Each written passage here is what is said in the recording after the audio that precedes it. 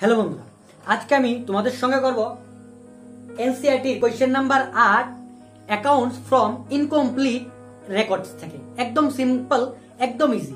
এই অঙ্কের মাধ্যমে আমরা জানবো যদি আমাদের ওপেনিং এবং ক্লোজিং দুটোটা ক্যাপিটালি না দেয়া থাকে তাহলে আমরা কি করব। আমরা অবশ্যই একটা ঘরের মধ্যে দুটোটা খুলে নেব। যেমন ওপেনিং ডেট দিয়ে দিয়েছি, ক্লোজিং ডেট দিয়ে দিয়েছি, এখানে লায়াবিলিটি, এখানে অ্যাসেটস, আর উপরে দুটোটা ডেট লিখে দিয়েছি। আমরা কি যদি দুটো ঘর খুলতে যাই তাহলে অনেক সময় লেগে যাবে। একটা ঘরের মধ্যে যদি খুলি তাহলে একসঙ্গে বেরিয়ে যাবে এবং খুবই ইজিলি আমরা করতে পারবো। দুটো ঘর খুললেও কোনো প্রবলেম নেই। যদি প্রথমে একটা ঘরের জন্য ওপেনিং এর জন্য একটা, ক্লোজিং এর জন্য আরেকটা, তাহলে অনেক সময় লেগে যাবে। আমরা এত সময় নষ্ট করবো না, এক ঘরের মধ্যে দুটো করে নেবো এবং প্রফিট এন্ড লস বের করলে আমাদের অঙ্ক শেষ হয়ে যাবে। দেখে নিয়ে যাক অঙ্কটা কি বলছে।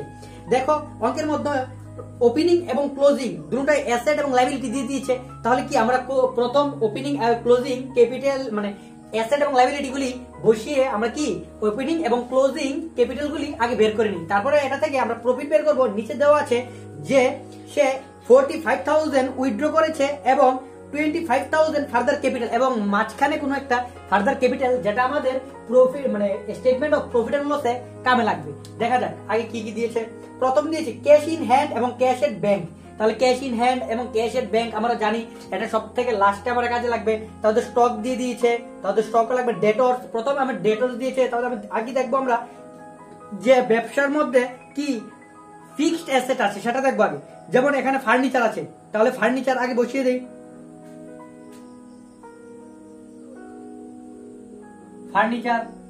ফার্নিচারের অ্যামাউন্ট দুটো দিয়ে দিয়েছে।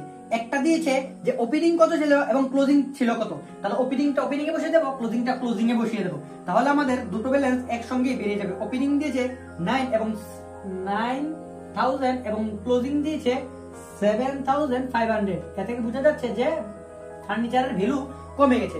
নেক্সট আছে কি? নেক্সট আছে ক্রেডিটর। ক্রেডিটর একটা লায়াবিলিটি, তাহলে ক্রেডিটরের দিকে বসাই।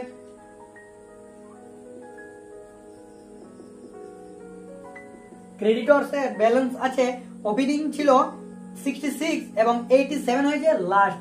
ওপেনিং ছিল 66,000 এবং ক্লোজিং হলো 87,000। নেক্সট দেখা যাক তারপরে কি আছে। বিলস পেবল আছে, আগে বিলস আছে। বিজনেস প্রিমিসেস, বিজনেসের মধ্যে ছোট-মোটো সম্পত্তি এটাকে বিজনেস প্রিমিসেস বলে। তাহলে বিজনেস প্রিমিসেস অ্যামাউন্ট কত? বিজনেস প্রিমিসেস এর অ্যামাউন্ট হলো 75,000 এবং 1,35,000। 75 and 1,35,000। নেক্সট কি অ্যামাউন্ট আছে দেখা যাক। তারপরে আছে ডেটর্স। ডেটর্স আমার কি একটা অ্যাসেট। ডেটর্স এর অ্যামাউন্ট দিয়ে দিয়েছে এখানে 42,500 and আরেকটা আছে 70,000 সিম্পলি বসিয়ে দিলাম। আমাদের সবগুলি অ্যাসেট আর লায়াবিলিটি বসানো হইতাম। তারপরে কি আমরা যদি আগে প্রথম এটা আমাদের কি স্ট্রাকচার অনুযায়ী প্রথম ফিক্সড অ্যাসেট বসে যদি আমরা ক্যাশ হ্যান্ড ব্যাংক বসাতাম তাহলে অঙ্ক কোনো প্রবলেম, অঙ্কে ভুল হতো না। কিন্তু নিয়মে আমাদের এগুলি লাস্টে বসানো প্রয়োজন। নেক্সট তারপরে কি আছে? বিলস পেবল, এটা আমার লায়াবিলিটি। বিলস পেবল বিপি আছে 44,000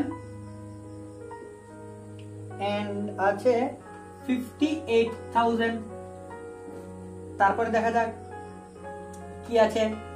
তারপরে আছে স্টক। স্টক আমার অ্যাসেট। স্টক আছে কত? স্টক আমাদের রয়ে গেছে 1 লাখ এবং 95,000। 1 লাখ প্রথমে ছিল 1 লাখ কিন্তু বিক্রি করা হয়ে গেছে, তাই এখন আমার 95,000 রয়ে গেছে। তারপরে কি আছে? ক্যাশ ইন হ্যান্ড আছে, ক্যাশ এট ব্যাংক আছে। Cash in hand, cash at bank বসিয়ে দিই। Cash in hand, cash in hand আছে 1,000 and 1,500। আরেকটা আছে cash at bank. Cash at bank, হ্যাঁ cash at bank. Cash at bank আছে 15,000 and 10,000। Simply আমাদের বেরিয়ে গেল। আমার খালি এখন অ্যাড লেস করতে হবে, সব বেরিয়ে গেল। আমার ক্যাশ ইন হ্যান্ড বসালাম, ক্যাশ এট ব্যাংক বসালাম, স্টক বসালাম, ডেটর্স বসালাম, প্রিমিয়াম বসালাম, ফার্নিচার বসালাম, ক্রেডিটর বসালাম, বিলস পেবল বসালাম। এবার অ্যাড লেস করলে আমাদের ওপেনিং এবং ক্লোজিং ক্যাপিটাল বেরিয়ে যাবে। খুব সিম্পলি বেরিয়ে যাবে ওপেনিং এবং ক্লোজিং ব্যালেন্স দেখা যাক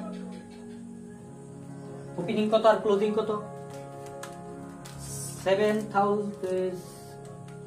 7,500 plus 1,35,000 plus 70,000 plus 95,000 plus 1,500 plus 10,000 is equal to 3,19,000 3,19,000 তাহলে মাইনাস যদি করি minus 87,000 minus 58,000 is equal to আমার বেরিয়ে যাবে 1,74,000 এবং ওপেনিংটাও দেখা যাক ওপেনিংটা 9,000 plus 75,000 plus 42,500 plus 1 lakh plus 1,000 plus 15,000 is equal to বেরিয়ে যাবে আমার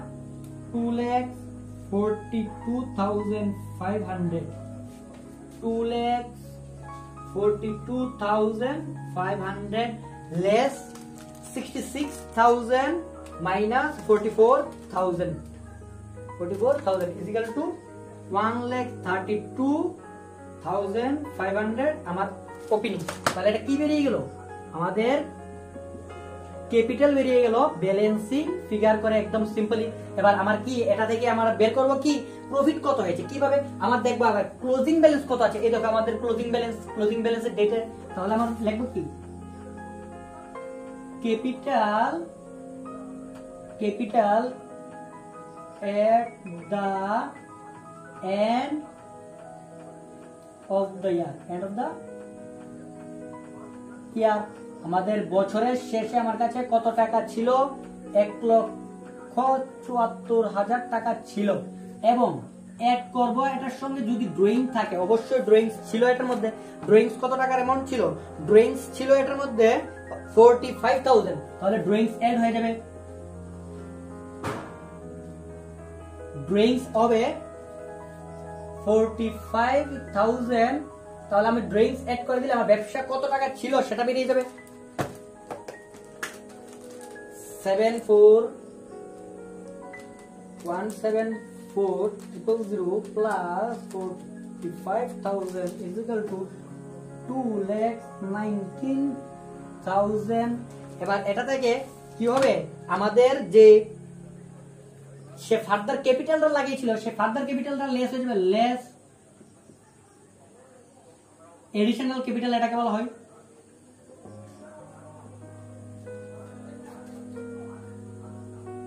এডিশনাল ক্যাপিটাল সাল লাগিয়েছিল এডিশনাল ক্যাপিটালের ভ্যালু ছিল 25,000 তাহলে 25,000 লেস হয়ে যাবে 25,000 যদি লেস করে দেই আমাদের বেরিয়ে যাবে তাহলে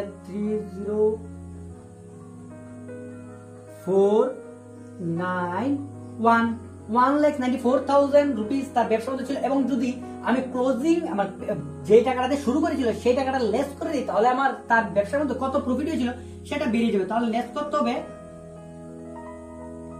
capital beginning of the year মানে বছরের শুরুতে সে কত দিয়ে শুরু করেছিল বিগিনিং অফ দ্য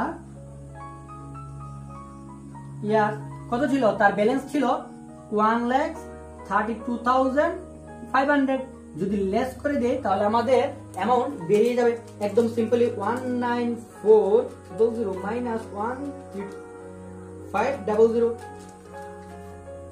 61,500 তার প্রফিট হয়েছে ব্যবসায় প্রফিট কত হয়েছে profit during the year profit